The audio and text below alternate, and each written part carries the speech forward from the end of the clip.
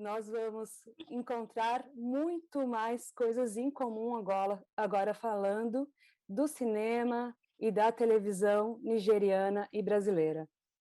All right, Marie, yes, it is sunny at the moment, but not very sunny, and we're enjoying the weather because we got rains in the morning. Yes, and what are these cultural ties between Nigeria and Brazil? And how can we have a fruitful collaboration for mutual strengthening in the audiovisual industry? Welcome to this conversation. My name is Yemisi Lanre-Idowu. I'll be steering the ship this afternoon with Marilha Naccari in Brazil. Good afternoon from Nigeria once again. Yes, and we have 8 guests, 8 wonderful panelists who will be talking with us about this industry and how best we can strengthen that relationship. We have Chioma Ude from Nigeria. We have Wangi Mba-Uzoukwu from Nigeria. We have Moses Babatokpe from Nigeria, as well as Desmond Ovbiagele. Who do we have, Maria? Bom, estamos aqui com Mari Morita, que vai conversar conosco, e Mauro Garcia vai dar um oi antes da Mari. Temos aqui também a Viviane Ferreira, diretamente de São Paulo, mas é baiana. Ela vai dizer como é importante também para ela essa identidade. Temos aqui a Keyti Souza, também falando em baiano, diretamente da Bahia, e a Daniela Menegotto, que está no Rio Grande do Sul. Eu estou em Santa Catarina, Florianópolis, e vou mediar junto com a Yemisi, Marilha Naccari. All right, just a bit of introduction of our guest here. Chioma Ude is the founder and executive of AFRIFF. AFRIFF is Africa International Film Festival, fondly called AFRIFF. Also, we have Wangi Mba-Uzoukwu. Wangi is the regional and channel director, M-Net África. And we have Moses Babatokpe. He is the co-founder, Filmhouse Group, and MD, Film One Entertainment, and Desmond Ovbiagele. All right, Marie, could you introduce the guests with their designation? I know you mentioned their names earlier. Could we get their designations so we could know who and who would be talking? Ok, Mauro Garcia e Mari Morita são da Brave. A Mari, ela é responsável exatamente pela essa relação internacional do cinema, da indústria brasileira com os países. Ela já tem mais de 12 anos de trabalho nessa área e trabalha muito no Brazilian Content para a gente ter essas oportunidades de intercâmbio. E vai falar dentro do aspecto das produtoras independentes. Nós temos a Viviane Ferreira, como disse, que está em São Paulo, mas é baiana, mas que também tem aí mais seus 10 anos também de profissão e que está à frente da SPCINE, que é uma empresa mista entre governo e empresa privada, que tem todo um trabalho exemplar para o país de distribuição, de fomento e também de novas formas de relacionamento para São Paulo, principalmente em Film Commission, vai trazer oportunidades para a gente nesse painel. Depois nós teremos conosco a Keyti Souza, que está à frente da Direção Executiva da Tem Dendê Grupo, que já trabalhou com produções ligadas com a Nigéria, então também por isso ela está aqui, que é a nossa percursora, assim, dentro dos painelistas brasileiros, e que vai falar tanto de uma relação étnico-cultural como do próprio estudo de caso que a produtora tem dessas coproduções em conjunto. E, por fim, temos a Dani Menegotto, que trabalha com distribuição aqui no Brasil e vai nos contar casos específicos também de distribuição, da gente pensar num olhar diferenciado da distribuição do cinema independente aqui no Brasil, e a gente entender as nossas barreiras. Thank you, Mari. 8 guests of relevance in the audio-visual industry ecosystem of this great economic sector. They'll be taking us through production, distribution, exhibition, and expectations of action. Mari and I will take us on a reflective journey, seeking clarifications and lines of actions. I'm sure that by the end of this conversation, we'll all be exchanging cards and drawing up different proposals for collaboration between Nigeria and Brazil. Thank you once again for joining us in this conversation. Let me also remind us that we have many actors, many players, students, audiences joining us from Africa and all over South America. And that's why we have translators from English to Portuguese and vice versa. All right, let's begin the conversation. But before that, let's also introduce the Consul General of Brazil to Nigeria, gracing this occasion. And we'll start this conversation with him. He will be giving us an opening remark. Good morning, Mr. Francisco Luz. Thank you for joining us. And we'll good afternoon. Good afternoon. I'm in Lagos.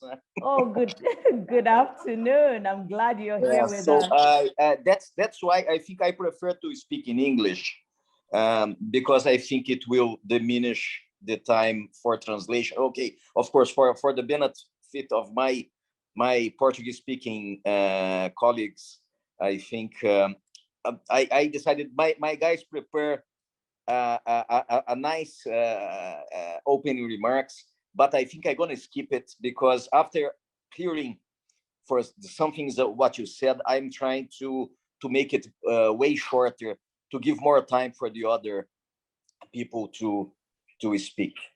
Okay, my name is Francisco Luz. I have been the Consul General of Brazil. I'm an ambassador. Have been ambassador to some countries in Africa, Tanzania, Seychelles, Comoros, East African Union, and I've been posted also to South Africa, Mozambique, Zimbabwe. So I have some 15 years in Africa, and the whole of a Brazilian diplomat here in Nigeria is to facilitate the links between both countries. And one area that this could happen is the cultural ties. And within the cultural ties that also involves some trade links is bringing together our film and TV industries. I think this is one area that has been relegated to a second plan for many, many years. We didn't see much interest on that, but I think that was a big mistake. Now, because now Nigeria has, Nollywood is a huge success. It's an incredible history in how so fast it became the second largest film industry in the world. In Brazil, on our side, we started very early in the early 30s, 1930s, with the famous movie Limite by Mário Peixoto. And we've come in ups and downs very strongly, but we also got some recognition. Some Brazilian movies got lots of international acclamation in festivals like Cannes, Berlin, Venice. Not so in the Oscars, but not they don't deserve, like City of God from Fernando Meirelles, and other movies of very high quality. but it's what I want to see, that's how these cultural ties, this heritage, that the common heritage that we have, that was created by the slave trade in the 17th, 18th, and 19th centuries, that brought the African element to the Brazilian culture. How this could be exploited to bring our cultures closer together, and our film industries could play a very important role by doing this. No?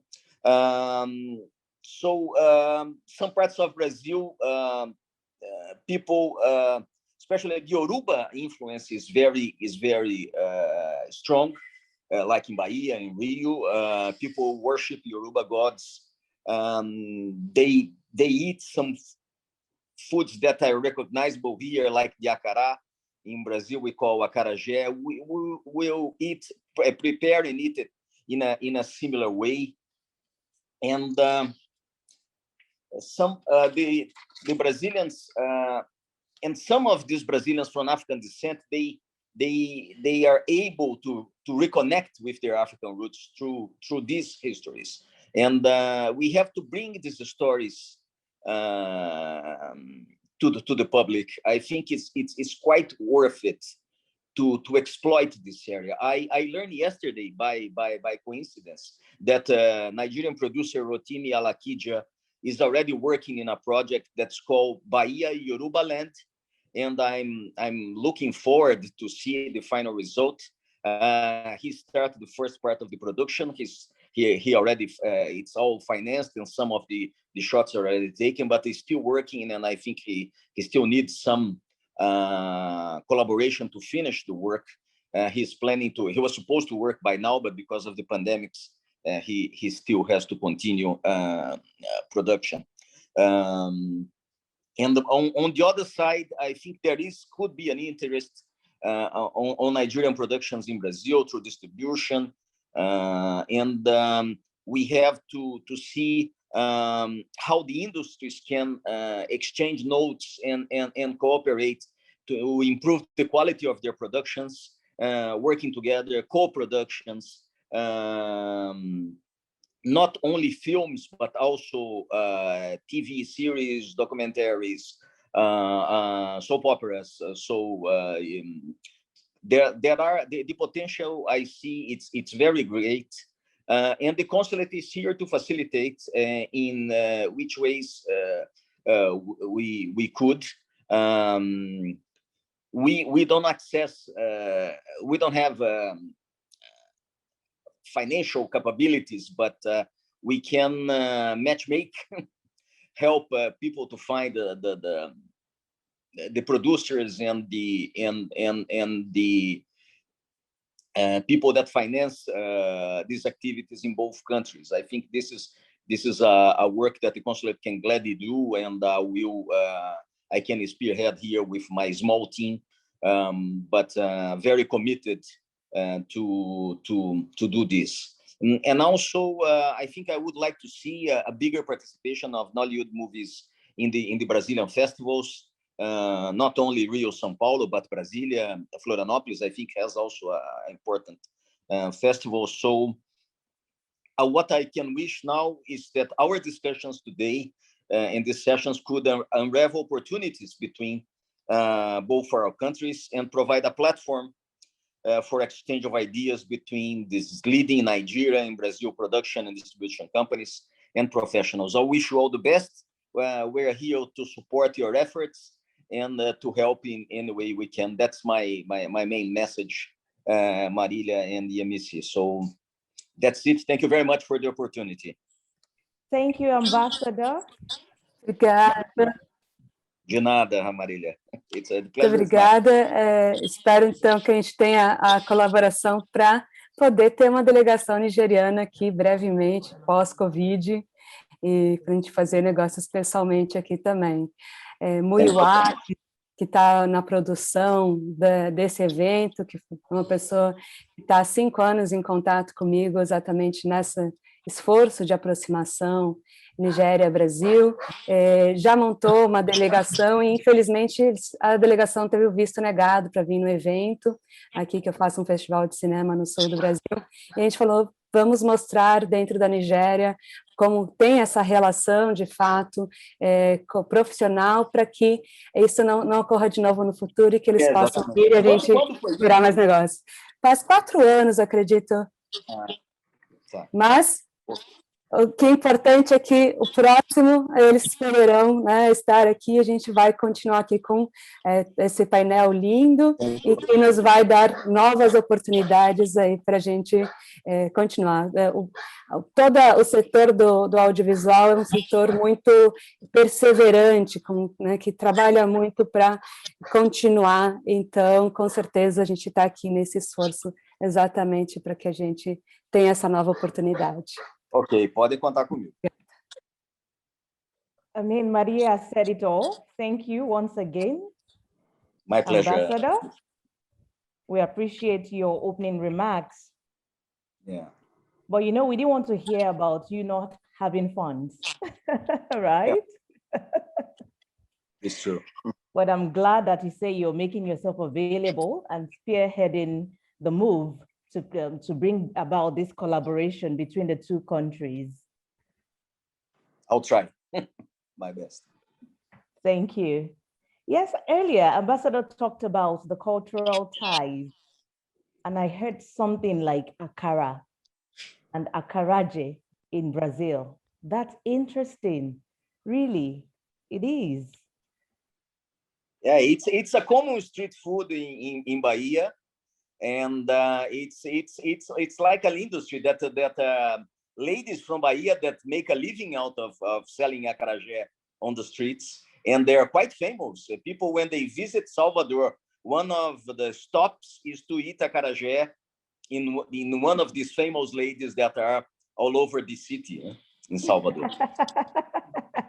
Thank you for that info, Ambassador. I'm sure when we visit Brazil, you would host us to the acarajé. Oh, definitely. All right, just before we go ahead, at the end of our conversation, we'll be taking questions and observations. So when it is time, kindly use the chat room or a wave of the hand. I hope we're all taking notes of that. Thank you. So we'll delve into the conversation right away. And Ambassador spoke a lot about the cultural ties, the trade between the two countries, the population, and that's a great market. Brazil, Nigeria, that's a great market for the audiovisual industry, for the entertainment industry, for tourism, for content, for distribution. I mean, that's why we're here, and we have great guests of relevance who are going to be collaborating, I'm sure, immediately after this webinar. And it takes me to the first part of the questions, an overview. So we're asking, what's the assessment of the film industry in Nigeria on one hand, and in Brazil on the other hand, and what promises does this collaboration hold? I'll be bringing in Moses Babatope. Moses has over 18 years of experience in film exhibition, production, distribution, marketing, and operations management. So Moses, would like to hear from you. Give us an overview of what the film industry is like in Nigeria at the moment. Thank you very much, Yemisi. Good afternoon to everyone. I hope you can all hear me. I wanted to say thank you to the organizers of this event. I'm sure by protocols, I should also be paying homage to the ambassador. Thank you for your opening remarks. I'll do my best to be as brief on this as possible because I know we're conscious of time. In terms of the assessment of the audiovisual industry, I'll speak specifically to the area of specialization or expertise, which is film, more on our side. the Nigerian film industry is an evolving one. We've gone through several stages of development, and currently we're fast rising to international standards. It's been rightly alluded that we're the second largest film industry in the world in terms of production outputs. But modern cinema industry is less than 20 years old in a country of 200 million people. Nigeria is also a very strong local content creation and local content consumption market.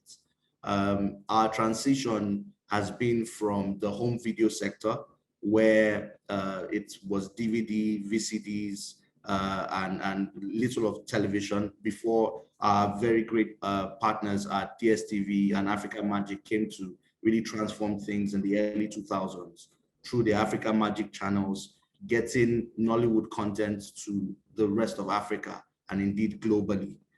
I hope I'm not speaking too fast. You're going fine, but don't be too fast. Okay, all right. I just remember to be conscious of that. Between 2004, when cinemas came back, and now 2020, we've had an explosion of the cinema going culture. And we've had one cinema in 2004. We now have just over 70 cinemas in 2021. As you know, Nigeria and Brazil have the commonality of having over 200 million inhabitants. That in itself is a massive opportunity in terms of cinema screens, in terms of cinema business, in terms of really delivering value for content creators, and also delivering the right content for consumers. In the last 5 years, the Nigerian film industry has really grown in leaps and bounds, not only because the cinemas have played a vital role in doing that because of the availability of box office information, but also the progress we've made in terms of the quality of films and indeed the marketing of those films. In the last 5 years, we've seen a rise in the how do I call it, film appreciation space, in terms of great awards programs, in terms of great film festivals, like you've mentioned, and those entities are well represented in this discussion. Nigerian films have been selected in global festivals like the Toronto International Film Festival, like the Berlin Film Festival, like also the London Film Festival. In terms of the assessment of the industry, we've had our films selected on global streaming platforms like Netflix, where Nigerian films have charted on that platform in various territories, including Brazil, I believe. So we've seen, the industry has burst onto the global scene in the last 5 years. And it's great to have this timely engagement with a film industry like Brazil. Doing my research about Brazil, I think in terms of infrastructure, in terms of an industry, of course, Brazil is way ahead of Nigeria in terms of its box office size, in terms of number of production companies, in terms of just general maturity of the industry. But I definitely see areas of collaboration. I definitely see areas of business opportunities for both sides. It will interest you to know that on the Nigerian film industry side, our films are translated to most of the European languages as well as the African languages. I think there was a collaboration right now on Netflix called Shine Your Eyes, which is a collaboration between the Nigerian film industry and the Brazilian industry. It's an independent film starring one of our very own in the film. I think that the language can be seen as a barrier, but I refuse to see it as a barrier. It is an opportunity. Lately, we've been speaking as a company, Film One, we've been speaking to a company called Global, who are very interested in Nigerian content showing in Brazil. I think it speaks to the timeliness of the conversations that we're having. I think in terms of our TV, I think there's an opportunity to have Brazilian content, broadcasted on our TV because of the palette of our consumers. Our consumers on TV and VOD platforms tend to consume a wide range of international content. We've seen Chinese films, Turkish films, Indian films, even Filipino films do very well in via international platforms in Nigeria. So my assessment is that in terms of the cinema industry in Nigeria and in terms of the film industry in Nigeria, the sky is just the starting point. The global attention and interest is not unexpected. It just means that we must be ready to take advantage of the attention that we're getting. And the fact that a country like Brazil, with the cultural similarities or cultural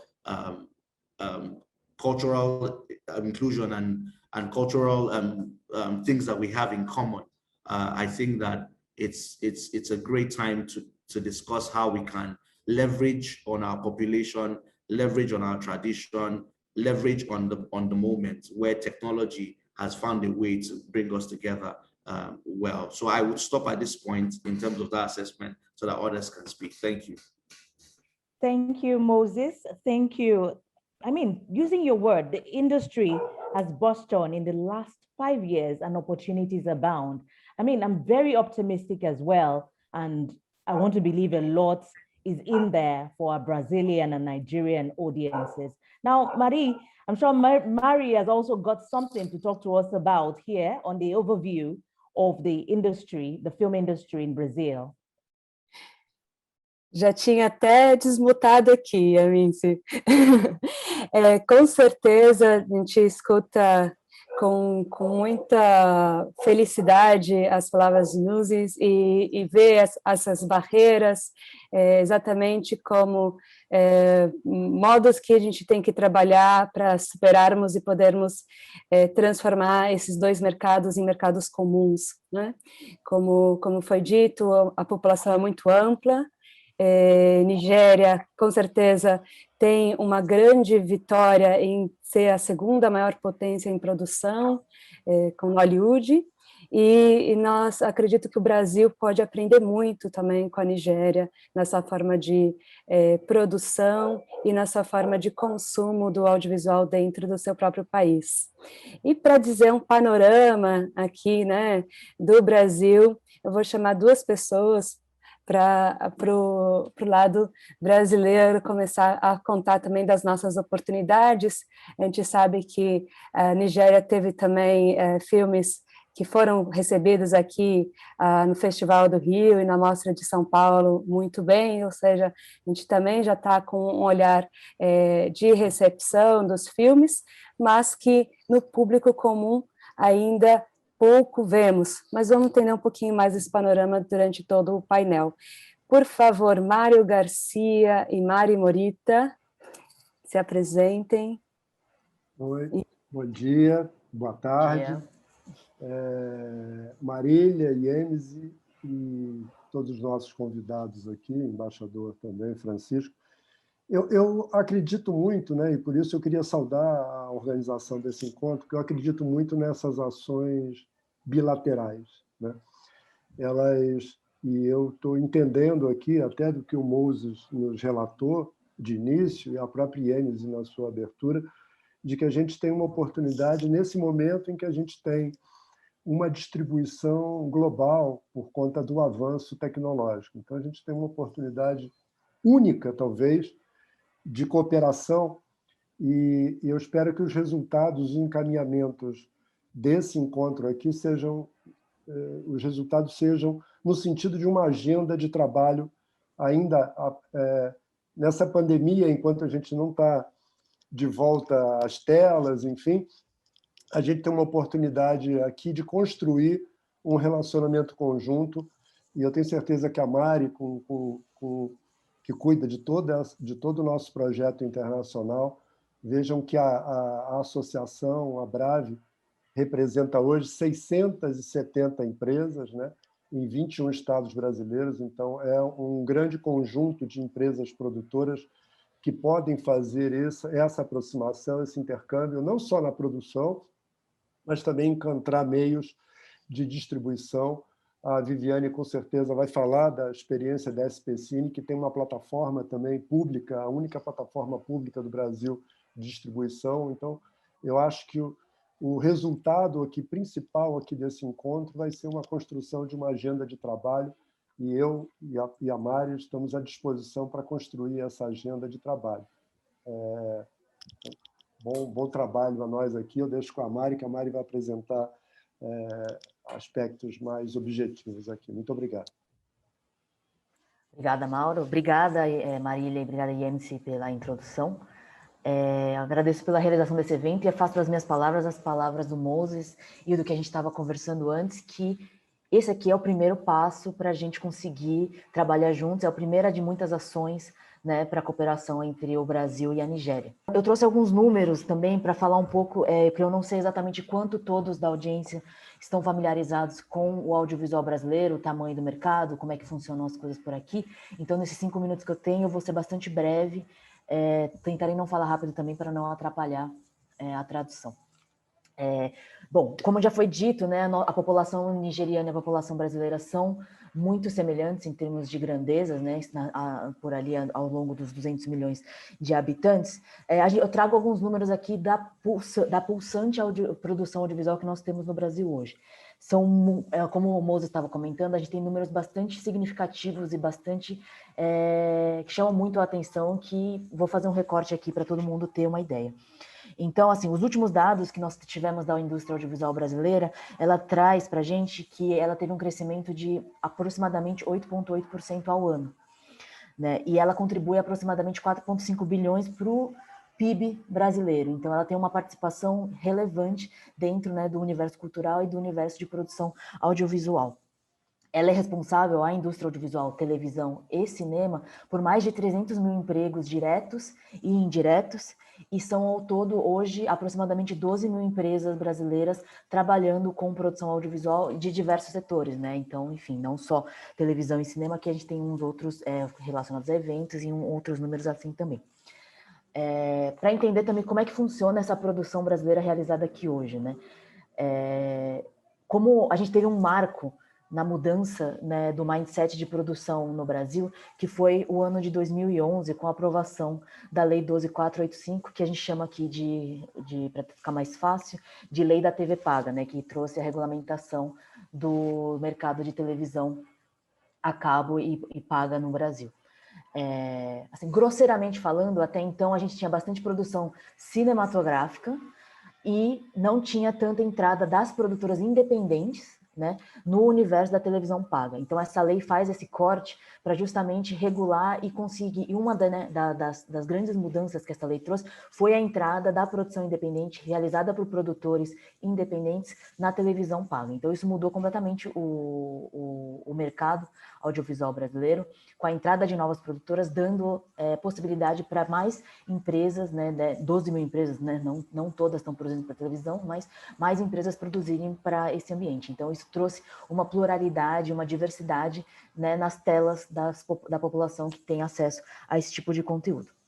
Isso também trouxe acesso de financiamento público para essas produções independentes feitas para a televisão. Então, a gente tem um misto hoje de financiamento para a produção audiovisual brasileira, que é financiamento público, direto e indireto, e financiamento privado também. Então, a gente entende que o recurso público, apesar de tudo, né, que está acontecendo no Brasil, é um indutor para entrada de capital privado para investimento de conteúdo no conteúdo brasileiro também. Então, a gente entende que é importante ter o financiamento público como esse catalisador, mas a gente também tem a iniciativa privada de olho para investimento no conteúdo brasileiro. Acho que eu gostaria de mencionar aqui, para vocês também estarem muito familiarizados, que o Brasil, por ter uma dimensão continental, a gente tem uma agência, né, que é a Ancine, que regula e fomenta esse audiovisual brasileiro para televisão e para cinema, mas cada unidade federativa também tem suas próprias iniciativas. A gente tem aqui um exemplo também a Viviane Ferreira, que vai falar logo depois de mim, para falar um pouco da cidade de São Paulo. Então, tem iniciativas federais, iniciativas estaduais e iniciativas municipais aqui no Brasil em relação a investimento público e desenvolvimento do audiovisual brasileiro, né, nessas janelas.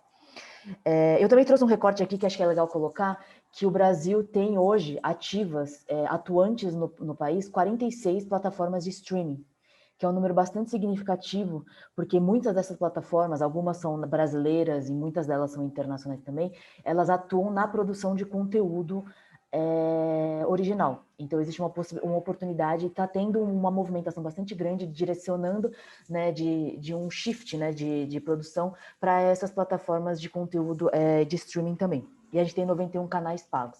E aí, o último recorte que eu gostaria de fazer, que é interessante colocar, é que a produção brasileira, ela tem um direcionamento para o mercado internacional também. Então, a gente tem consumo próprio interno bastante grande, né? Mas assim, tem muitos produtores que focam também no resto do mundo e em outras produções. Hoje no Brasil a gente tem 12 acordos de coprodução internacional, não só com países que falam português, inclusive países que falam português é só Portugal, que a gente tem acordo hoje.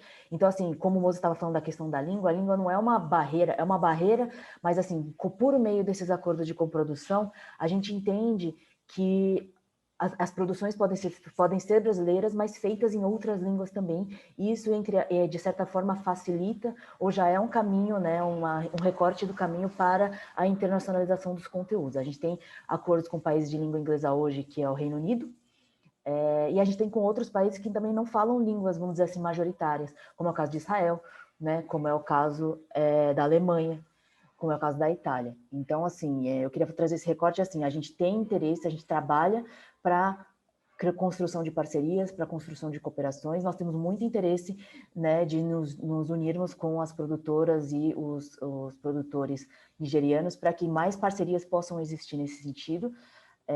Enfim, e eu queria só pelo menos trazer um nivelamento em termos de números e dados, e depois a gente vai aprofundar mais com os outros convidados que a gente segue. Então, Marília, eu encerro a minha fala introdutória por aqui. Bom, a gente estava falando que 5 minutos era curto, né? E aí a Mari e o Mauro ainda dividem o tempo, a gente deu uns minutinhos a mais. Vou pedir para os brasileiros lembrarem de falar mais pausado no próximo, que a nossa tradutora correu um pouco ali, mas acho que a Mari deu um bom recado ali também do nosso panorama das mudanças, das leis, dos incentivos, como o capital de incentivo público é importante para o incentivo privado também, e tanto a nossa produção interna para o público interno, quanto a nossa produção para o público internacional. Ou seja, portas abertas aí. Yemisi?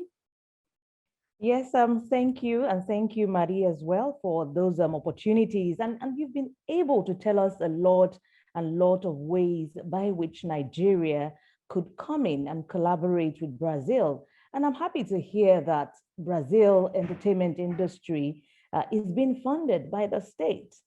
That's not so much what we have in Nigeria, a lot of private collaboration, well, with public collaboration as well. And we talked about language. Well, they say language is a barrier, but I say no, it's not a barrier. Even just as Moses said earlier, it's an opportunity for the two countries to come together and break this barrier and come together and provide that entertaining content for the audiences in both countries. And talking about language now, how can these barriers be used to bring those countries together, to take advantage? And I'm sure it's not just language. There are some other barriers that may be involved in the creation of content in this audiovisual industry. And I want to bring in someone who has worked across festivals, who is the founder of and the Executive Director of the Africa International Film Festival, fondly called AFRIFF. She's been able to work in and around the continents on this. She was able to bring together many actors when she brought up the awards. That's the AMA Awards in Nigeria. And she's done so well in the film industry. She's a film lover, and I'm talking about Chioma Ude.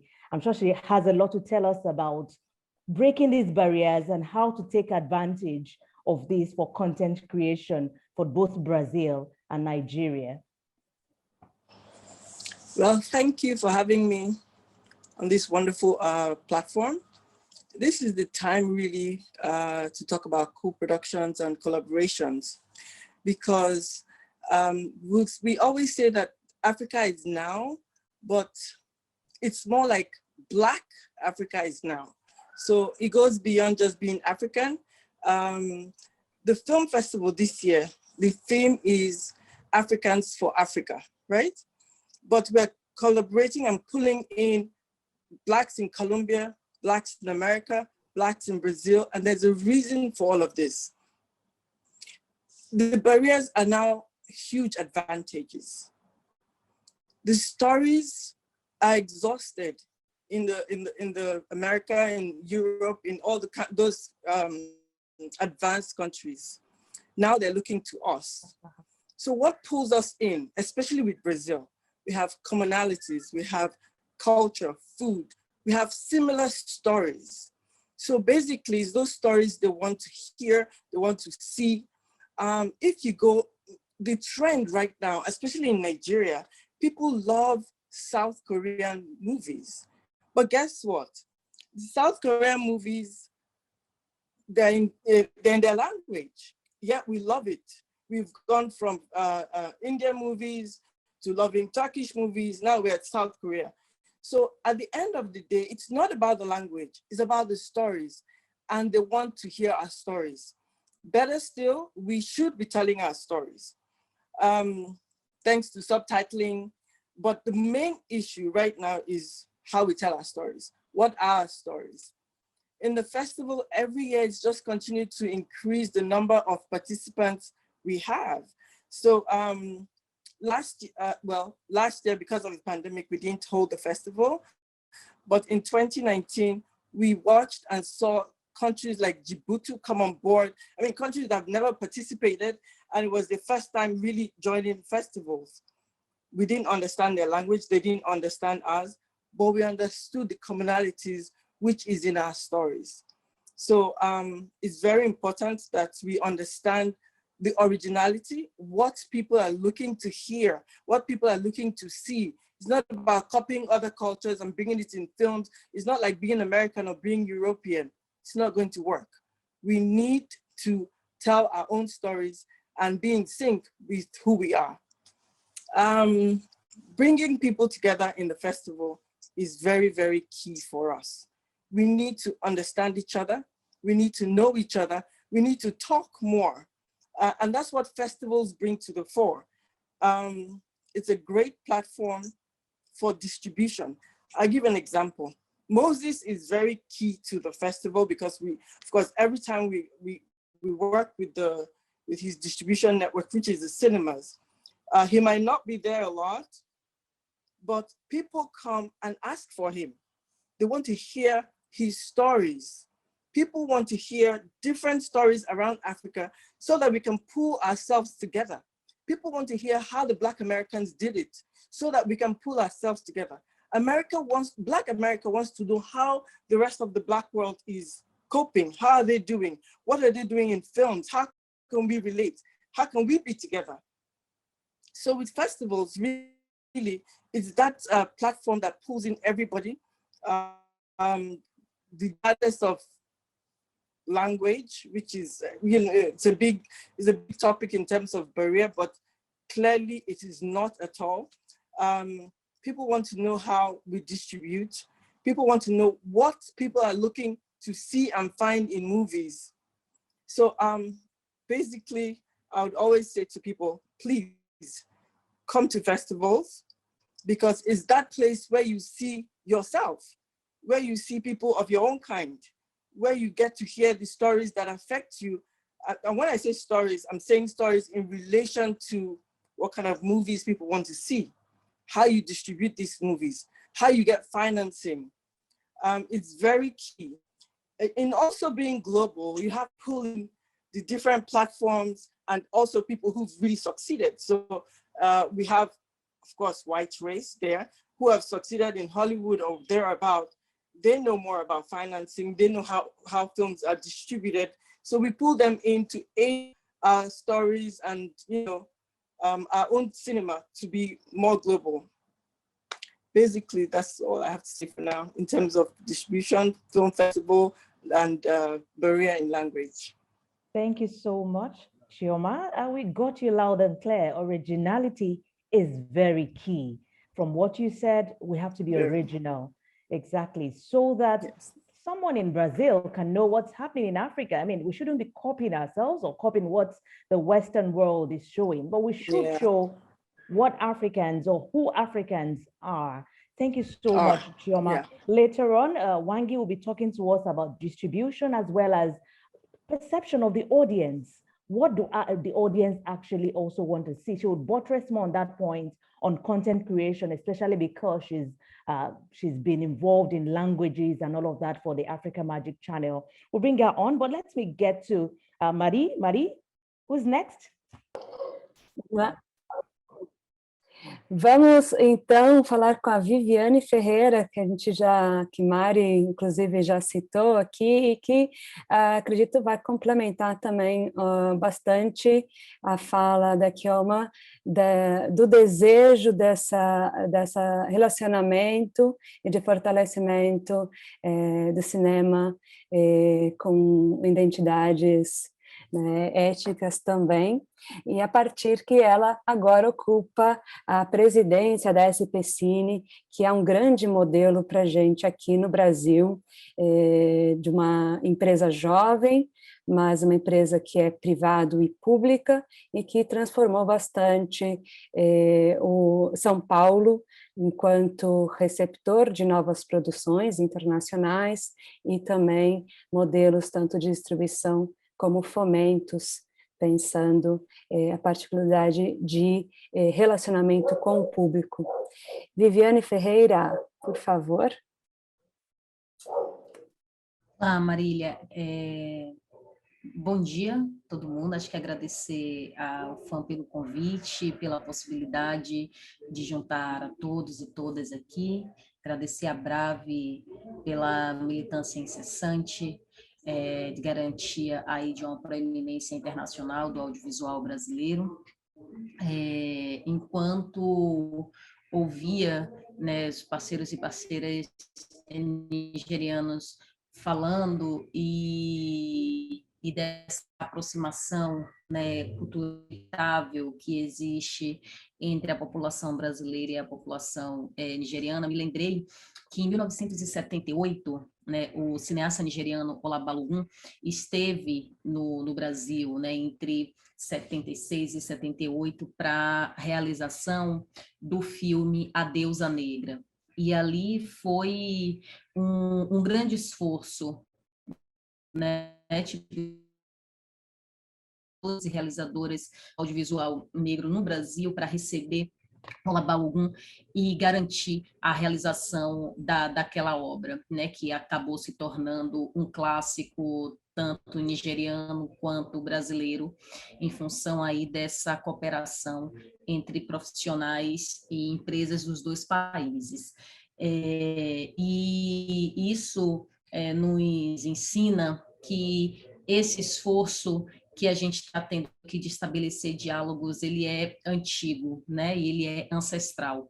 Tão ancestral quanto a realidade de 56% da população negra que existe no Brasil até hoje, né? Tudo isso reforça, né, o momento de oportunidade que a Chioma falou para a gente, né, o momento de olharmos, né, para as nossas aproximações culturais, as nossas aproximações identitárias, para garantir aí para garantir oportunidades reais e concretas para o setor audiovisual de ambos os países. Aqui falo da perspectiva da SPCINE, que é uma empresa pública vinculada à Secretaria de Cultura do município de São Paulo e que tem aí garantido algumas possibilidades ímpares e, como a Marília contou para vocês, assim, tem se tornado um case de sucesso no audiovisual brasileiro, inspirado, né, todo o país a partir de suas ações. As nossas ações, acho que tem 4 ações importantes para compartilhar aqui no painel de hoje. A primeira delas é falar do nosso circuito SPCINE. O circuito SPCINE conta com um conjunto de 20 salas de cinemas muito bem equipadas, com potencial de licenciamento de conteúdo nacional e internacional, potencial uma entender como aproximar aí a produção nigeriana do público brasileiro e vice-versa, né? São 20 salas muito bem localizadas na cidade de São Paulo, né? Para além do circuito SPCINE, a gente conta com a única plataforma de streaming pública que existe no país, que é a SPCINE Play. Né, a partir da perspectiva da SPCINE Play, como a Mari Morita colocou para a gente, né, tipo, os streams têm sido uma grande oportunidade no momento, tanto para licenciamento de conteúdo, quanto para produções originais. Acho que essa é uma conversa que a gente pode ter e entender aí caminhos viáveis e possíveis para ambos os lados. Terceira monta, acho que né, tipo, São Paulo hoje a SP Film Commission, que é um departamento dentro da SPCINE, né, responsável pelo processo de autorização das filmagens que acontecem em espaços públicos na cidade de São Paulo. Então, isso significa dizer que há espaço, há caminhos e há interesse no município de São Paulo em atração de filmagens e de produções internacionais para acontecerem na cidade de São Paulo em coprodução, em colaboração com empresas produtoras independentes do audiovisual. Então, tipo, nossas histórias, de fato, elas se aproximam, nossas histórias, elas são carregadas, né, de identificações mútuas e acredito que é possível que a gente consiga construir aqui no painel para que as nossas câmeras possam serem abertas no Brasil e na Nigéria, né, enriquecendo as nossas processos. Por fim, pensamos que garantir fortalecimento de intercâmbio, né, trocas de ideias, conhecimentos e saberes entre os dois países é um caminho importantíssimo. O setor audiovisual ele recebe, né, atualizações cotidianamente e constantemente. E aí, muitas vezes, né, existe formas de fazer, né, formas de pensar que a gente acaba descobrindo, identificando, testando e aprimorando, né, cada um em seus lugares, que se a gente consegue trocar esses conhecimentos, a gente consegue garantir aí avançar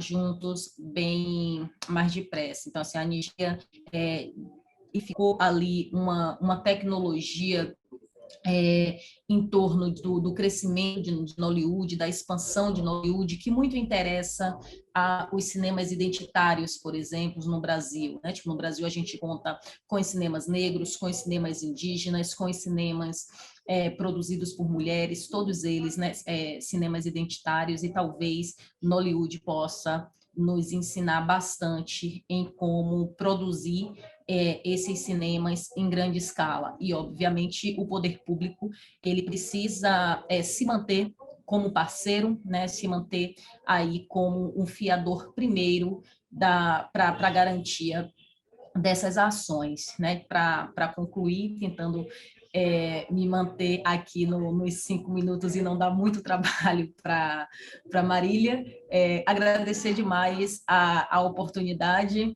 e espero que tenhamos selecionado aqui os 4 pontos prioritários para que a gente consiga tomar aí alguns sucos, cafés e até comer acarajé. Mas vai ser incrível poder receber as irmãs e irmãos nigerianos aqui no Brasil. Também queremos poder compartilhar a nossa terra com a presença de vocês. Muito obrigada. Muito obrigada, Vivi. Como eu tenho falado com os painelistas brasileiros, esse é o nosso primeiro café. A Vivi falou um suco, um acarajé e muito mais, né? Aqui em Floripa a gente tem ostra também.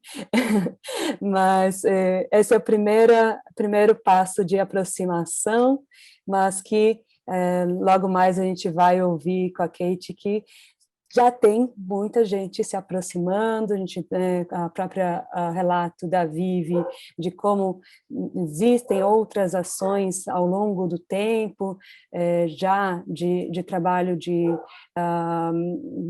compartilhado, conjunto, para manter essas relações identitárias e fortalecer os nossos mercados. Muito obrigada e com certeza a gente vai compartilhar muito mais conhecimento aí. Yemisi. Thank you, Viviane. Thank you, Marie. Yes, it's not just about food. Yes, we would love to taste the acarajé, but yes, many Brazilians as well are at home with the Nigerian culture, some of the culture or the deity in Nigeria, talking about the Ifa, the Orumila. That's the Black Brazilians over there. And it would be very good to see how we can bring this collaboration to see how we can put this into serious consideration and looking at the marketability. And that's why we would want to talk about the place of film distribution network in this partnership. And also the audience perception. What would the audience like to see on the TV, in our cinemas, and streaming? And who best to talk about that? That will be Wangi Mba-Uzoukwu. Wangi has been given the mandate to create world-class content. She is the regional and channel director of the M-Net África here in Nigeria, but not just in Nigeria. M-Net is streamed all over Africa. Wangi, am I right? Yes, that's correct. Can you hear me? Thank you very much for having me and hosting us this afternoon, and thanks to our Brazilian colleagues and obviously the ambassador and the organizers putting this together. You've mentioned sort of distribution, and I'm very sure Moses is well placed in distribution to speak more to that. I'm just going to focus a lot on my forte, which is really the content creation and the storytelling and what those opportunities are. And then I'll touch on some of the things obviously that am I talking too fast? I will touch on. Yes, you are talking fast. Yeah. Okay. So I'm pinching you. So I will touch on some of the things that obviously we have been talking about throughout the day. So let me just start with, we've already established that, you know, it's not just the waters, you know, that connect Brazil and Nigeria. There's a shared heritage. It's way back, you know, obviously linked to slave trade. But because of that, it then means that there are shared stories. And I think that's where I want to pitch like my tent today, to say that where the opportunity is really large is because there are definitely shared stories by virtue of, I mean, just hear the story now about the acarajé. It's very easy for us in the creative space to build a story around, you know, how that, you know, traveled, you know, across the waters to get, you know, there, and how it became to be called even acarajé, and where is that from? Because it's slightly different from us. So, you know, on a creative space and storytelling, there's a huge opportunity. But I also want to, you know, and a lot has been said about that, so there's no doubt about that, but I wanted us to take a little bit of a strategic or like a bigger view around the role of these stories. And I think Chioma had touched about it in speaking around, you know, Black and the Black experience.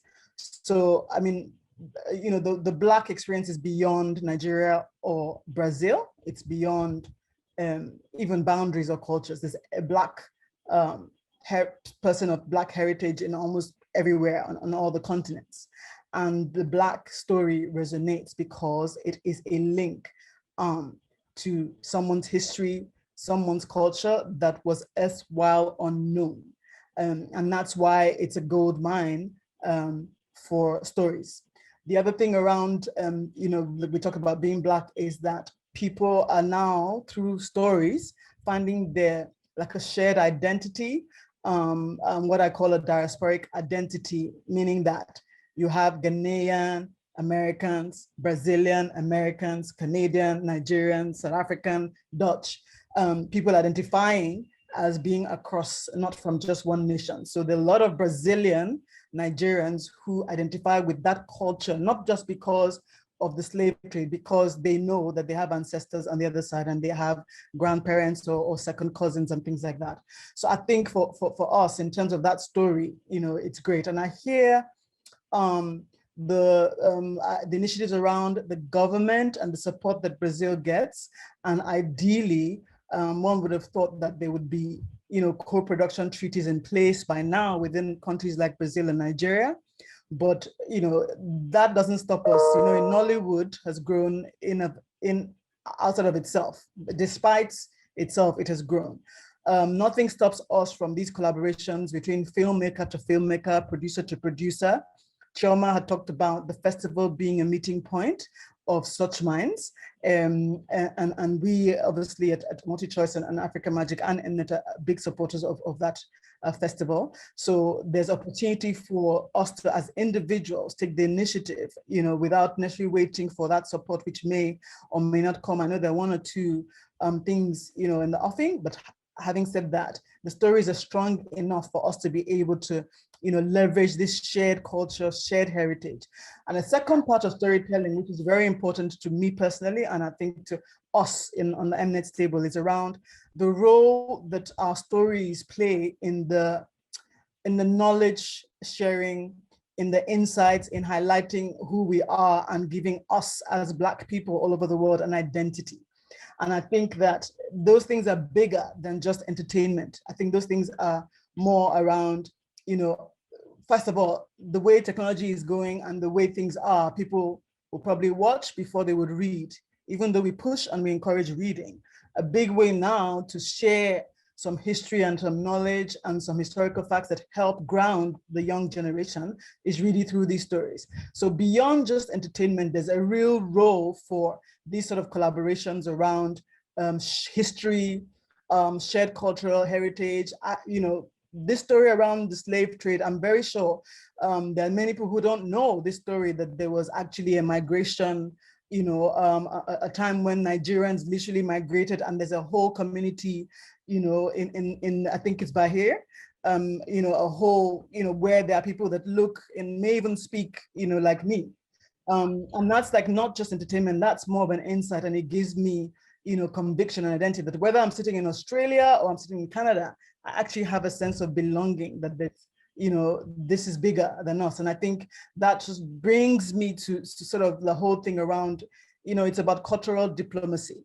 And that's why I said a lot can be said around storytelling and sharing a culture. A lot can be said around language. Language is not a barrier, like Chioma had, and obviously Moses had mentioned. There's so many ways, dubbing, translation, all sorts of ways that we could make sure that the stories actually resonate. But it's more if it's links to a shared history, a shared culture, and it definitely it resonates. I think you asked about what the audience are looking for. It's local, and the more local it gets, the more engaging it gets. And when I say local, I don't mean that it must only always be a local story. It's more about the things that bind us. So if you look at sort of the Indian content, or like Chioma had mentioned, the Korean content, there's a need for family is big. There's a need for, there's a moral consciousness there. The food is a big thing. The fashion is a big thing in other cultures, and those things translate here. So I'm actually really excited about this opportunity, and I was really looking forward to today because I feel there is a lot of room. I think Chioma also had mentioned there's a big gap in terms of the stories in the Western world are saturated. Our stories haven't been told, but I think it's more important that we have to tell those stories ourselves. And I think M-Net and Africa Magic as a platform, that's what we push. It's how can we come together, collaborate with the best of the best to kind of tell our stories by ourselves for ourselves.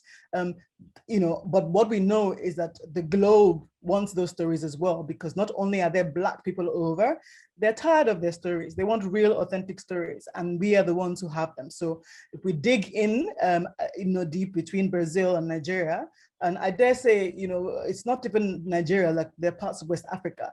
I mean, these cultures, the Nupe culture, the Yoruba culture, they are beyond Nigeria. So in terms of the lucrative opportunity this then brings, if there's an audience even beyond Nigeria and Brazil, then it's kind of a no-brainer because investment is a big issue. If we're not getting, on our part, we don't get funding necessarily from say the government, but we probably would get, private funding, investment funding, and us as a company obviously invest in content. So the opportunity to actually make it a lucrative business on a global platform, whether it's Nigeria or Brazil, is huge. So yeah, so that's, am I talking too fast still? No, it's about the time. yeah, I'm actually done. I'm done. So yeah, I'm rounding up now. It's about cultural diplomacy, and those stories actually build, go towards building nationalism. So I wanted to take it a little bit bigger to say that it is actually a very, very good initiative if we can actually come together because of those shared historical facts. Thank you. Thank you, Wangi. Thank you. You said a lot, and yeah, I tried a lot from you as well. You tried. You did very well. And we talked about, you talked about knowledge sharing, insight sharing, not just entertainment. And that's why we're here. And you talked about the gap. This webinar is bridging that gap. It has begun to bridge that gap. And I'm sure that at the end of this webinar, there will be some sort of collaboration that will be created. Thank God the ambassador is here. It will be spearheading that collaboration between Brazil and Nigeria. And I'm sure within the next quarter, would have a very strong content that would further integrate both countries in the world of audiovisual industry. Yes, Marie, I hope you would allow me. I would like Moses to quickly chip in something about distribution very shortly, or very briefly, I beg your pardon. Moses, can we just hear a little something about distribution? Okay, I think on the distribution side of things, I think it's just to say the possibilities are, I don't want to say endless, but they're enormous. There's a lot to take. Like I mentioned before, or I had intended to mention, Nigerian films are available to be seen on major streaming networks, 20 to 25 airlines showing our films. I think on the distribution side of things, just looking at the infrastructure that is in Brazil, just getting films from Nigeria or collaborations between Nigeria and Brazil into Brazilian theaters, it can generate a lot of value. And the same into Nigerian cinemas, although the language would need to be worked on, if not even to Nigerian theaters, Nigerian television, that's another area to look at. If you also look at the Latin American space in terms of airlines, accessing those airlines for content, that's another area that we can really, really exploit. Of course, our local DVD home entertainment is still alive if someone knows how to work it. But even if you're not able to work it, digital distribution, there are solutions being worked on where, data-free solutions that are being worked on here. So these are some of the possibilities that exist. Like I mentioned before, and this is the final point, we've already, a collaboration has demonstrated to have worked.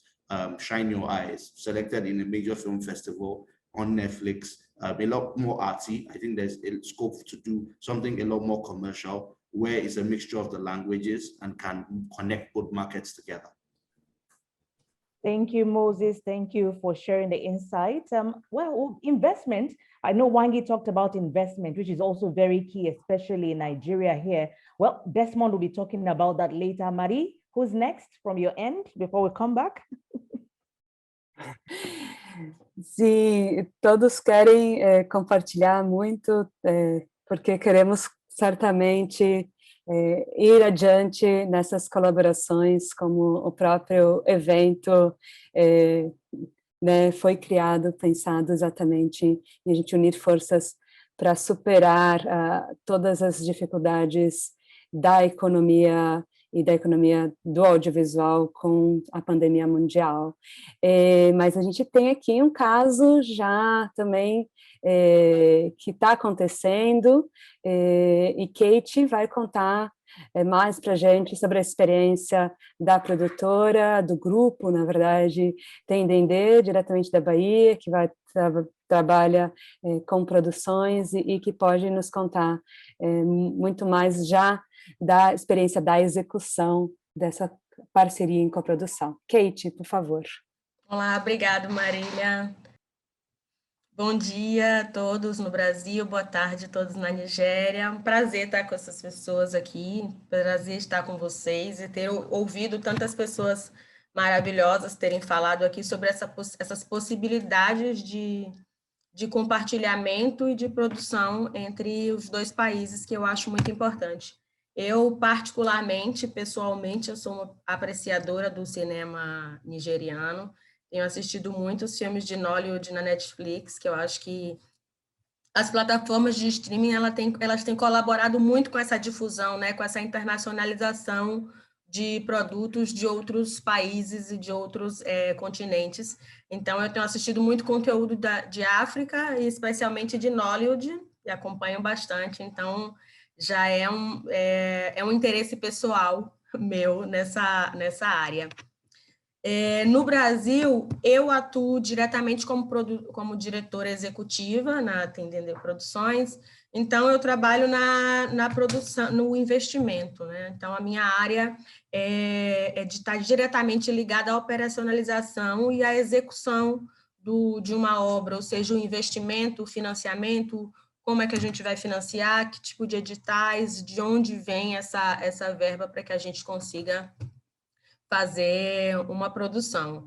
Então, já a Tem Dendê tem 21 anos, então, desde o início das nossas produções audiovisuais, a gente já vem buscando trabalhar com projetos que como o Wangi falou, que eles tragam identidade, eles sejam projetos reais, eles falem sobre as identidades das pessoas, e muitas vezes é o olhar das pessoas sobre o seu próprio local, sobre sua própria cultura. Então, são projetos mais documentais e que trazem essa imagem real de cada cultura e cada identidade. E para a gente não tem como falar em Bahia, a gente está na Bahia, está fazendo projetos não apenas na Bahia, a gente tem expandido nossas produções para o Brasil e agora expandindo para fora do país, mas não tem como falar em nossos projetos sem falar em África, afinal de contas a gente tem uma herança muito grande, o embaixador falou, a Viviane falou, então a gente já tem heranças muito grandes de Nigéria aqui, que de alguma forma estão em nossas obras. Eu vou citar 3 obras nossas que são possibilidades de coprodução com países da África que a gente está trabalhando. A gente tem um longa-metragem que está com 80% do financiamento já, e que é um longa-metragem chamado Cartas Para, e que ele transita por 3 países, Brasil, Cabo Verde e Moçambique. Então, é um projeto sobre escritoras que trocam cartas entre si, falando não apenas sobre o processo de construção da escrita, mas também falando sobre sociedade. E, obviamente, a gente entendendo como cada país, como cada mulher é vista e vê cada país, né? Esse projeto, inclusive, ele é distribuído aqui pela Daniela Menegotto, que está aqui no grupo também. Então, acho que é um projeto muito importante para a gente, que a gente vai trabalhar entre 2021 e 2023, esses 3 projetos. O segundo projeto é um projeto chamado Mulheres em Rota de Liberdade, que são 7 mulheres brasileiras, afro-brasileiras, que elas retornam à África para encontrar suas raízes. Então, a gente passa por Nigéria, por Benin e outros países, enquanto essas mulheres elas vão descobrindo suas raízes, a sua ancestralidade. Esse filme ele é dirigido por Wangi Mba-Uzoukwu, que trabalha com a gente, é uma diretora experiente, que já trabalhou em Nigéria, já fez algumas produções em Nigéria, então ela tem uma experiência muito grande, e para a gente é muito importante também não apenas uma colaboração dela nessa produção, mas um aprendizado, um compartilhamento de aprendizado. E a terceira obra, a gente acabou de fazer o desenvolvimento agora, que se chama De Volta ao Ió, que conta a história de uma jovem que está sendo preparada, é um documentário, e conta a história de uma jovem que está sendo preparada para ser Ialorixá, num terreiro aqui da Bahia, e que ela quer conhecer essas raízes dessa ancestralidade. Então, ela volta também, vai à Nigéria para descobrir essa ancestralidade que, tanto para o presente e o passado dela, isso é importante, mas que pode trazer um impacto muito grande no futuro. Então, essas são as nossas principais obras que a gente está trabalhando com a África, mas que é um interesse muito grande nosso, tanto pelo nosso interesse nesse tipo de, em produções, em filmes que a gente já assistiu da África, quanto por nossa própria ancestralidade, quanto nosso próprio papel como produtores aqui na Bahia e no Brasil, que é falar sobre a nossa própria realidade, sobre a nossa própria ancestralidade. Então, são projetos que a gente acha que são muito importantes e que a gente quer trabalhar mais com os países, abrir essa coprodução. Como eu falei, eu tenho um interesse muito grande nos filmes de Nollywood, tenho assistido muito em Netflix e em outras mostras de cinema africano que tem acontecido no Brasil, e acho que merece parabéns por estar em segundo lugar na produção no mundo inteiro, perdendo apenas para Hollywood. Então, é uma produção muito grande que a gente quer também buscar um pouco desse aprendizado, né? Como eu falei, na minha área, especialmente, a gente trabalha com o financiamento da obra. Como essa obra vai ser financiada? Onde a gente vai buscar o financiamento? Então, existem alguns desafios para o financiamento, mas que, por enquanto, a gente tem aqui no Brasil a Lei do Audiovisual, que ainda é um grande colaborador, apesar do momento que a gente está vivendo, tem colaborado, e outros setores privados também que colaboram, alguns canais e players, então, que têm colaborado com o financiamento. Experiências, a gente tem 2 experiências principais em coprodução internacional. Nossa primeira experiência foi com a Dinamarca, então, que é um país que não tem um acordo de coprodução com o Brasil. Então, foi um grande desafio, não apenas pela língua, como todo mundo já falou aqui, porque a língua a gente aprende, a gente busca quebrar essa barreira, mas um desafio mesmo de entendimento entre 2 formatos de produção, entre 2 países que produzem de maneira diferente. Já a nossa segunda experiência foi com os Estados Unidos, então teve uma facilidade, que ali a gente já encontrava, né, já conseguia encontrar alguma facilidade em produzir com aquele país, tem um acordo de coprodução, então foi mais facilitado. E para a gente é importante que a gente comece a abrir esse mercado e começar realmente a trabalhar com a Nigéria e com outros países da África. A gente falou recentemente aqui na Bahia com algumas entidades, inclusive, sobre esse evento, eles viram que a gente estava fazendo publicações e demonstraram muito interesse. Gabriel Amaral e André, do Nordeste Lab, que é um evento que acontece aqui na Bahia e é para todo o Nordeste. Eles têm interesse em estender uma conversa também com produtores da Nigéria e trazer esses produtores para também trabalharem com players aqui do Brasil, com outras produtoras aqui no Brasil e tentarem essa coprodução.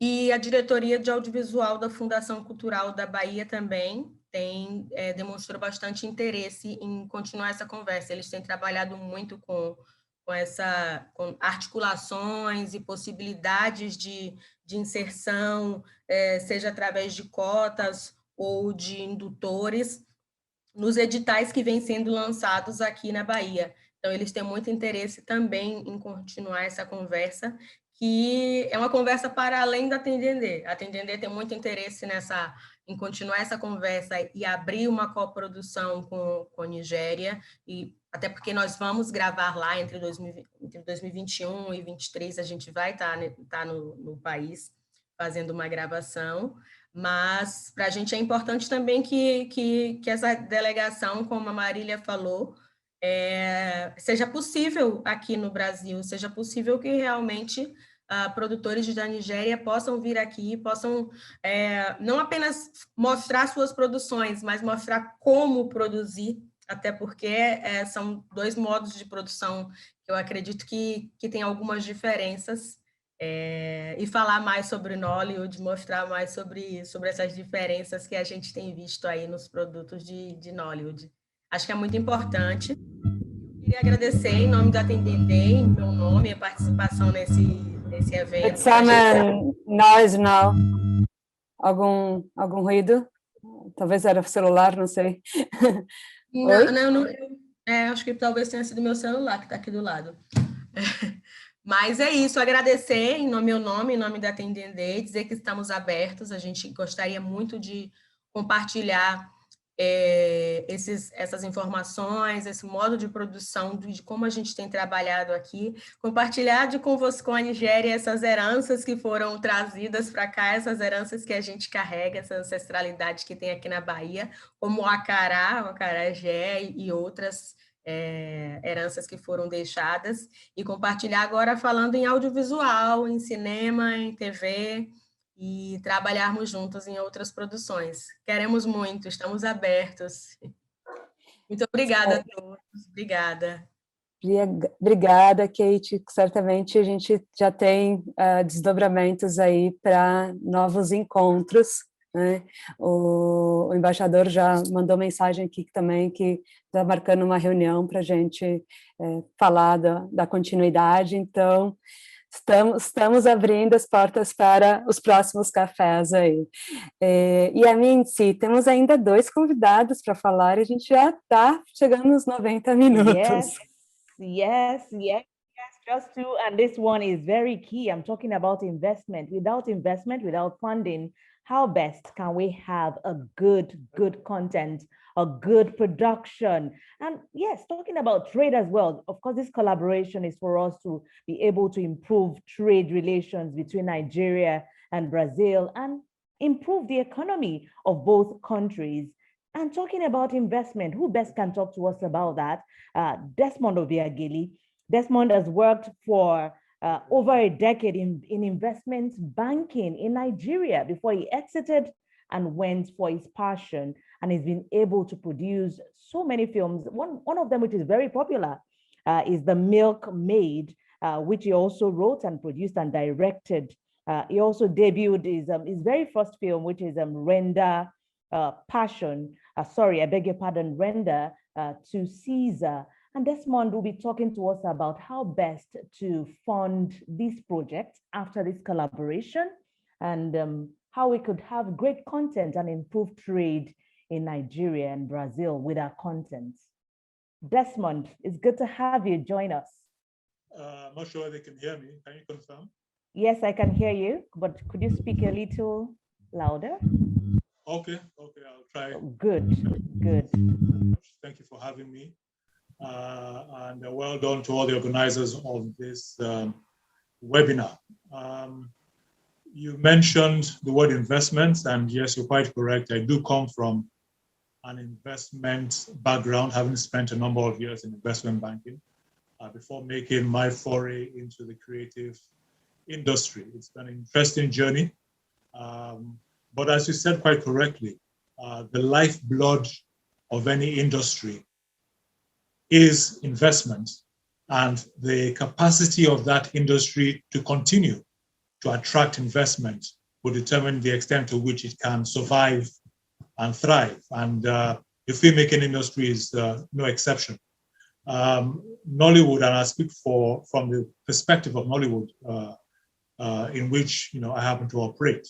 Nollywood, as someone mentioned earlier, I think the second most prolific filmmaking industry in the world by output, has done very, very well, given that unlike other industries, Nollywood has not been the beneficiary of structured funding, on a sustainable basis, either from the government or from the private sector. Essentially, the filmmakers have, on their own steam, managed to attract whatever funding they can from private sources, from family, from friends, and use those resources to actually fund their films to the very large extent of the volume of films coming out of Nigeria. All right, hopefully this sounds better. What I was saying basically was that the Nollywood industry has done very well in sustaining itself financially, investment-wise, without any access to structured financing from the government or from the private sector. But the question is, while that has been very good and has sustained the industry over the last about 30 years, I think, since about 1991, when Nollywood was said to have started. The question is, to what extent has that form of financing limited the quality and the scale of the productions that have come out of Nollywood? Nollywood has actually done quite well, but for you to have a vibrant, thriving, and competitive creative industry, you need to have a reliable form of investment coming into the industry on a regular basis. So this co-production initiative between Brazil and Nigeria would certainly come with a lot of benefits, for both sides, certainly for the Nigerian perspective for Nollywood. Because one, by the time you are partnering with a co-production company in Brazil, that gives the filmmakers on both sides access to additional forms of financing. For the Nigerian filmmaker, is able to leverage on the financing relationships of his co-production partner in Brazil, and vice versa. Sorry, I hope you can hear me. Yemisi, it seems as if you can hear me? Yes. All right, no problem. Okay, so I'll push on. So certainly from a funding perspective, the co-production initiative between Brazil and Nigeria is going to be very, very vital and valuable for Nigerian filmmakers and for Brazilian filmmakers as well. The second thing that investors look for, because again, investors have typically complained about the creative industry, saying that they don't really understand it. They understand other industries, food and beverages, oil and gas, power, but the creative industries, they find it a little hard to wrap their heads around how to actually make money to ensure that their investment comes back to them, and the onus is really on the industry to provide that structure to make investors comfortable putting their money into, film projects. So when an investor sees that a Nigerian filmmaker is coming to the table with a co-production partner from Brazil, that gives them additional layers of confidence in that project. One, they can see that they're not the only ones who are going to put money on the table. Their Brazilian co-production partner will probably be also accessing their own independent sources of finance as well, so that helps. Secondly, from a resource perspective, they can see that creative resources are also being leveraged on from the co-production partner, and also technical resources as well, whether it's script development, whether it is cinematography or directing or acting. There's an additional layer of technical competence that a co-production partner is bringing to the table, and that helps to make the investment more risk-free than it would have been just relying on the Nigerian filmmaker. On a third level, you also have distribution resources that the co-production partner is also bringing to the table. You have the Nigerian filmmaker by himself or herself will probably be a bit limited in terms of access to markets.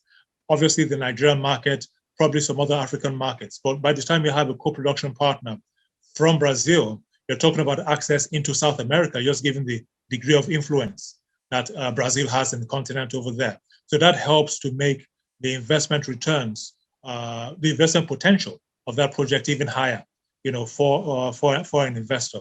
So on those three levels, from the level of access to funding, from the level of access to resources, technically and creatively, and from the level of access to distribution and to geographical territories, these are at least three levels on which the co-production treaty or initiative between Nigeria and Brazil would help to make an investment in a film project very attractive to investors.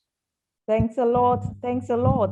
Thank you for those three key points you've been able to share with us, Desmond, and that's very insightful and inciting. Yes, and I'm sure, Marie, you're hearing that already. As soon as we're ending with this webinar, we're bringing up a proposal on how to go about this, and we're bringing in this panelist to spearhead the very first collaboration between Nigeria and Brazil. Thank you so much, Desmond. We have just one more speaker from Brazil, Marie.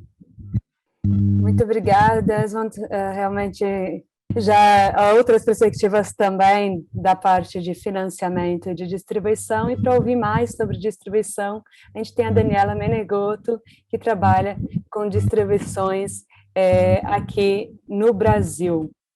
Bom dia a todo mundo, boa tarde para o pessoal da Nigéria. Obrigado pelo convite. É um prazer estar aqui, escutar todas essas histórias, compartilhar um pouquinho da nossa experiência, conhecer mais sobre a Nigéria, né? E vocês também conhecerem um pouquinho mais pelo Brasil. A gente já viu pelo tempo aí do painel que a gente tem muitos assuntos e a conversa é longa. Então, eu vou tentar ser bem breve para dar uma, vamos dizer, uma breve introdução sobre o mercado, como é que está o mercado de distribuição, de comercialização aqui no Brasil. Então, eu sou da Lança Filmes, é uma distribuidora de filmes e conteúdos, assim, audiovisuais gerais, e como todas as distribuidoras, né, no último ano, a gente, realmente, o nosso principal mercado era a sala de cinema, a gente trabalhava principalmente com a sala de cinema, né, trabalhando também com distribuição, TV, streamings e essas outras janelas. Então, a gente se reinventou e a gente vem aprendendo, né, como trabalhar, como divulgar e principalmente como conversar com esse público sem as salas de cinema. E eu acho que essa grande mudança, né, e esses novos desafios nos proporcionou também esse novo espaço para a gente trabalhar essa distribuição global, né? A gente está aprendendo a trabalhar esses meios digitais que possibilita, às vezes, com um orçamento menor, com um orçamento não tão grande de comercialização, a gente trabalha com muito cinema independente aqui, né? Apesar de ter os grandes filmes blockbusters brasileiros, a gente trabalha com cinema independente, e isso dá possibilidade para esses filmes um pouco menores viajarem mais, né? E a gente conhecer mais da cultura dos outros países. E como a gente falou aqui, eu acho que a gente tem esses bloqueios, né, que a gente vai ter que começar a entender, que é a língua, a cultura, os hábitos da Nigéria vindo para o Brasil e também do Brasil levando para a Nigéria, né? E eu acho que aqui no Brasil a gente tem um problema também, que a gente acabou não falando muito, mas é essa falta de diversidade nos filmes brasileiros de protagonistas negros. E isso é uma carência que a gente vê hoje nas telas brasileiras, né? Mas eu acredito muito que, devido a tudo, a gente está conversando bastante sobre as questões raciais, sobre como a gente vem trabalhando mais, vendo nos grandes eventos, né, uma maior democratização disso e uma consciência nesses discursos. Eu acho que a gente tem aí um grande mercado para a gente trabalhar junto, para trazer essas obras nigerianas para o Brasil e também para levar as obras brasileiras aí para a Nigéria, né? Então, eu vejo que o público tem essa curiosidade, né? A gente tem interesse, a gente precisa entender como é que a gente vai trabalhar, talvez, com esses pequenos, né, ajustes de língua, entender como é que a gente traz. Se vocês também, eu tenho uma curiosidade de saber se vocês trabalham com filmes dublados, como é que fica a língua aí na Nigéria, né, como é que a gente poderia fazer esse nosso conteúdo brasileiro viajar para aí, né?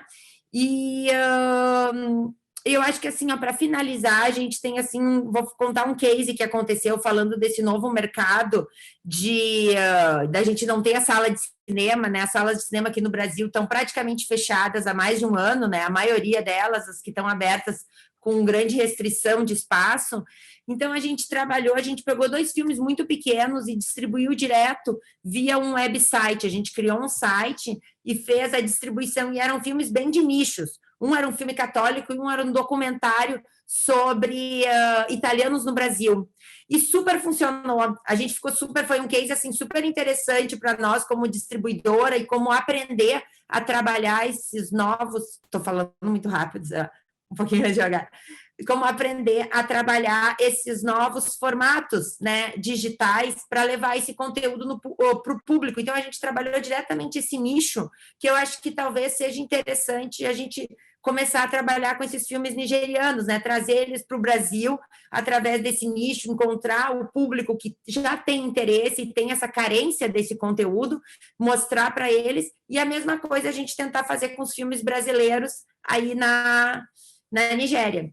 Então, a gente está super, assim, abertos a conversar, saber mais do cinema de vocês, né? Trazer esses filmes para o Brasil e também levar os nossos conteúdos aí para vocês conhecerem mais um pouquinho da nossa cultura, até porque a gente falou aqui, o Brasil é super grande, né?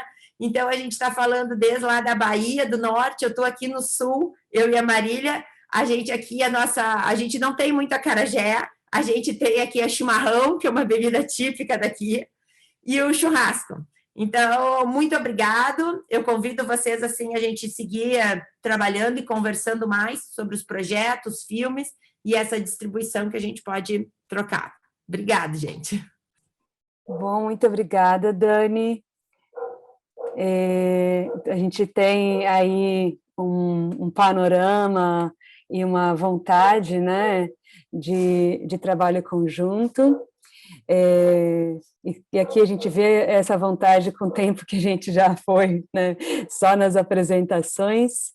E a mim, sim, a gente preparou 10 perguntas, não vai dar tempo. Tem attendants, participantes ali com a mão levantada já há bastante tempo. Sei que os panelistas também estão entre eles com vontade de fazer perguntas, mas como que a gente vai fazer? I think we should just take about 3 questions because we are running out of time. Then we can give our guests the last minute. Let's just give them 1 sentence each after they have answered some of the questions. So do we have any questions? Do we have anyone raising his or her hand? I could see a question in the chat room. Is there any channel for small producers and exhibitors to exchange screen and movies? That question is coming from Elvesio Furtado. And we'd like to throw that question to Chioma Ude. This person is asking, is there any channel for small producers and exhibitors to exchange screen and movies? So yes, there are small avenues. There are avenues for small producers.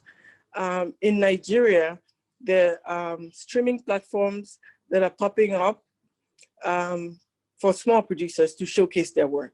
Now, the good thing about streaming platforms is, regardless of how small they are, they do go out and the rest of the world will see it depending on the marketing of the platform and stuff like that. On Sun, tell you this, I go to LA to meet with a group of Brazilians that started a platform called Wolo TV, WOLO TV, Leonardo, Licinio, and Joselma. And so they have the same, they want to do the same thing. How do we collaborate and put our films in? I have a platform, they have a platform, and we bring it together so that the Brazilians get to see what we're doing and we get to see what they're doing. And in doing that, push the films even more beyond just having it in Nigeria or West Africa, push it to mainstream Brazil. So yes, in Nigeria, we do have a lot. And I know globally, they're all popping up every now and then. Because of the festival, a lot of people reach out to us to ask us about these things. And that's how come I met with Leonardo and Licinio for Wolo TV. And also we signed an MOU to also co-produce a movie. So on Sunday, I'll be in LA with them, continuing this discussion. I found this thought to be extremely important and interesting because just as I'm in bed with the Brazilians, this came up to the fore. So yes, there are platforms for young producers and small producers. Thank you. Thank you. Thank you, Chioma, for that response. Sorry, can we allow Wangi to give just one sentence? Wangi, just before you go, what is that low-hanging fruit that we can quickly tap on to extend or to advance this collaboration? So I mean, we talked about it. I talked about the stories, right? When you say low-hanging, I think one of our colleagues on the other side was, giving an idea of some of the stories. I think, it's about looking at stories that, we're all in the space of producing and looking at content and stories. So, I mean, there's some that were just pitched. I think I was saying, she just used the opportunity to shoot her shot quite nicely because she pitched like 3 like movie ideas, and I'm sure between Moses and myself and even Chioma, we were listening attentively for that, around some of that. So I think it's really, there's stories that are already, like down and written. Any of us can take a look at them and see what the potential is, because we're always looking for that unique story to tell or something different. And like I said, this is a fresh conversation, but you just never know where the potential for that story may go. So yeah, I think it's about what's on ground quickly, and if we look at it because we are producing and so stories are there, we can grab them quickly. Thank you so much, Wangi. It was good to have you talk to us. And thank you. Sorry, I have to rush up. I think I was told 90 minutes, and like I have like some other meetings scheduled. I mean, the conversation was very interesting. It's been very, very interesting, and I really enjoy meeting everyone, and I look forward to more conversations. Thank you so much. Thank you, Wangi. Thank you. Thanks, so, Marie. Desmond and Chioma. See you on this side. Bye. See you later. Take care. Okay, bye. Bye. Marie, so do we have more questions? Two questions, if we have them, and if not? Eu creio que, na verdade, a gente segue a tua ideia de todo mundo falar uma sentença super rápida final, para dar um tchau.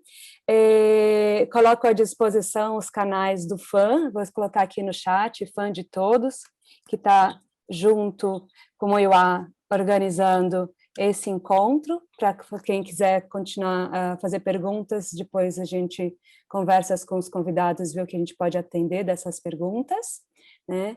E com certeza vamos ter que ter continuidade desse painel, desse encontro, logo mais, seja aí em outros eventos no Brasil, na Nigéria, que temos o festival nigeriano aqui representado, ou aqui no FAN, que a gente já está lutando há 5 anos para ter esse encontro. Então, vamos seguir, e a Mincy com uma frase de cada um. All right, Marie, it feels like there are no questions. Okay, let's just hear from our panelists before to round up this session. From each person, just in one sentence.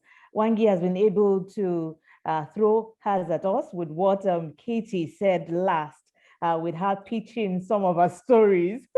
I mean, that one about women finding their roots, I'm sure is going to be very interesting, and we're looking forward to watch it.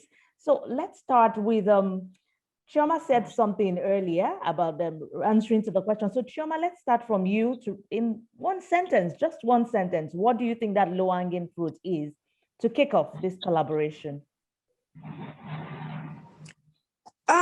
For me, I would think it's engaging more with the stories we have. I know how long I've been in discussion with the Brazilians with regards to fine-tuning the story. So, the difference in culture is there, but the similarities are also there. So it's pulling the stories together to make it amenable for both continents to work with, basically. So I think that was the center of it for me. Like I said, our originalities in our stories and focusing on the similarities to make it appealing to both cultures. Thank you. Originalities in story and focusing on our inner abilities. Thank you. Desmond, thank you. Desmond, your last word? Very briefly, very briefly. Yeah, thank you, Yemisi. I think it's been a great session. For me, I think it's time for us to put our money where our mouths are, so to speak. I think for me, the next step is probably if the organizers who have done a fantastic job can find a way to organize some sort of matchmaking platform where people who have the same goals and objectives on both sides of the table can find a way to get together and explore how the project can actually take off the ground. I like that with the cultures. Yeah, I like that. Thank you, Desmond. Thank you so much. Moses, your last word before we release you. Something might be a taboo for us where it's not. exactly. Hello. Okay, can everyone hear me? Yes. Sorry, I had to show you off the video. I don't think there's any much to add to what Desmond, Chioma have had to say. Then I think it's all about action now. I think the will is there, the intent is there, the opportunity exists. It's all about action, and I think we're not going to see a lot of government initiative, but the ambassador from Brazil has given an open door access, and I think is for us on the Nigerian end to get what we can get with the private sector and engage, since Brazil wants to engage institutionally. So let's engage after this, and the possibilities are there. Thank you. Engage after this. Thanks a lot, Moses. Over to you, Marie. Let's hear from our guest. Yes. Vamos lá, então. Mari, por favor, sua sentença curta para encerrarmos por hoje o evento. Obrigada. Primeiro eu queria agradecer a presença de todos que estiveram aqui. Eu acho que, como todo mundo já comentou, esse é o primeiro passo de uma colaboração que vai se estender aí ao longo desse ano. Eu queria me colocar à disposição também. A gente, como o Mauro mencionou, somos uma associação e temos mais de 670 empresas produtoras espalhadas por todo o Brasil, associadas, partes da nossa associação, e a gente tem muita experiência em construção de matchmaking, então os seus organizadores, enfim, a gente pode colaborar nessa agenda para a construção dessas conexões pós esse evento. Então, eu me coloco à disposição e gostaria de novo agradecer a presença de todos. E eu acho que assim, a gente não tem acordo de coprodução ainda com a Nigéria, mas, primeiro de tudo, tem que ter interesse entre as duas partes e achar essas conexões, e dessa forma a gente consegue impulsionar também as políticas públicas a avançarem, porque elas, infelizmente, não necessariamente andam do mesmo ritmo que a gente gostaria, do nosso lado de cá, mas tendo intenções e tendo vontade, acho que a gente consegue. Obrigada, gente. Obrigada, Mari. Vivi. Lá, agradecer também a oportunidade de seguir mantendo a SPCINE, o seu departamento de ações internacionais estratégicas, à disposição desse diálogo. Nos interessa muito a aproximação entre o mercado brasileiro e o mercado nigeriano. Concordo com o Moça, acho que agora é focarmos nas ações possíveis e concretizar os sonhos. Muito obrigada. Por favor, Keyti. Só agradecer a todos, foi muito bom. Acho que esse encontro foi como você disse, é um primeiro café para a gente começar uma conversa com produtores sobre outras produções aqui, sejam as produções do Brasil para fazer na Nigéria ou da Nigéria para fazer aqui.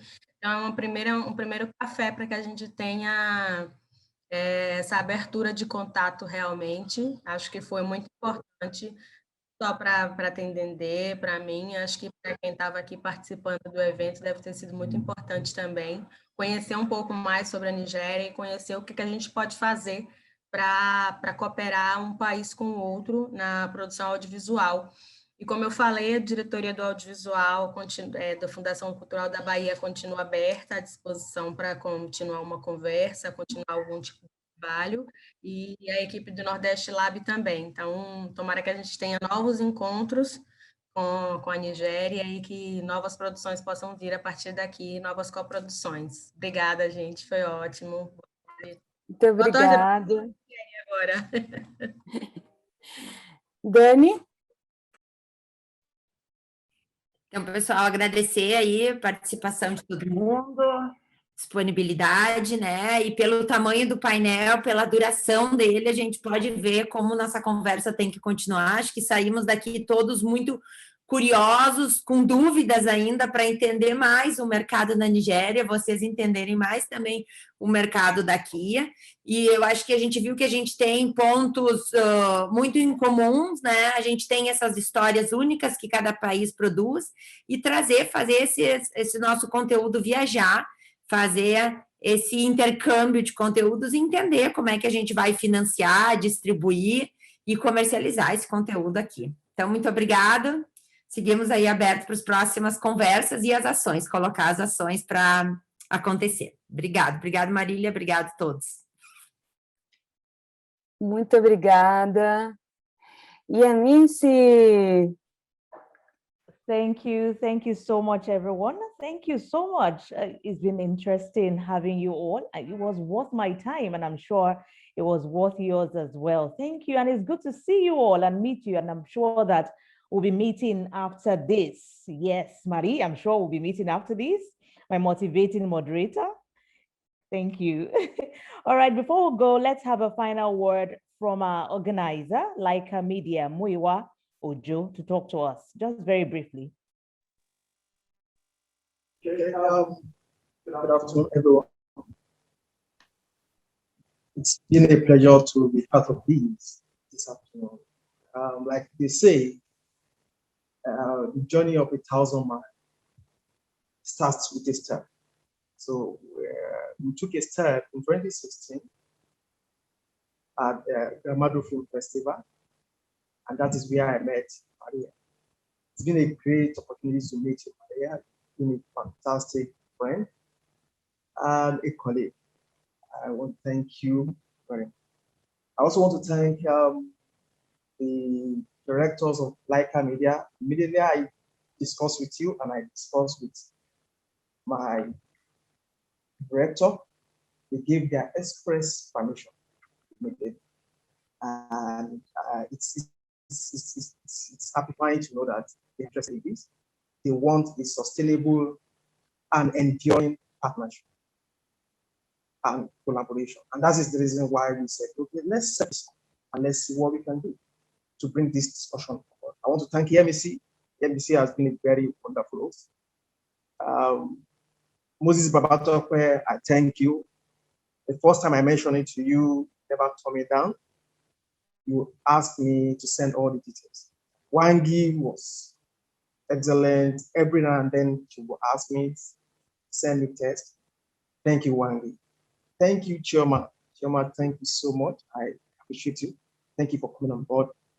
And Desmond, you've been a phenomenal person. Talk to me and prove it. I want to thank all the guests from Brazil. It's been a fine opportunity. So let's keep the discussion on. Let's keep discussing. Interestingly, between May 7 to 9, we'll be at the consulate for Brazil Film Festival. So it is to further the discussion, and everyone will get an invite from Nigeria to be part of this. Thank you, everyone. At Laika Media, we would like to continue this discussion. Maria will continue our discussion, and we believe that in the nearest, even it's not far again, it's within us. We're going to have a very beautiful baby on our hand, the project. Thank you. Thank you, Muyiwa. Thank you. Maria, let's hear from you before you go, my motivating moderator, co-moderator. Let's hear from you. Muito obrigada pela parceria, Yemisi. Eu acho que muito obrigada por ficarem todo esse tempo a mais conosco aqui. Mari, Vivi, Keyti, Dani, muito obrigado. Obrigada, Kings e Luana, pela tradução. E foi um grande prazer, finalmente, a gente poder realizar nosso primeiro passo conjunto, já planejado há 5 anos, Muyiwa, que esse é o nosso primeiro passo, e literalmente daqui a pouco tem um baby no colo aqui, do lado de cá. Mas um prazer, e vamos continuar a conversa em outras oportunidades para frente. Moderadores, painelistas, logo entramos em contato por e-mail, e quem esteve aqui participando, vendo, a gente vai manter atualizados para as nossas redes sociais. Thank you, everyone. Thank you. It's good to have you and hope to see you again soon. The next one is action. No more talk, but action. Thank you and bye.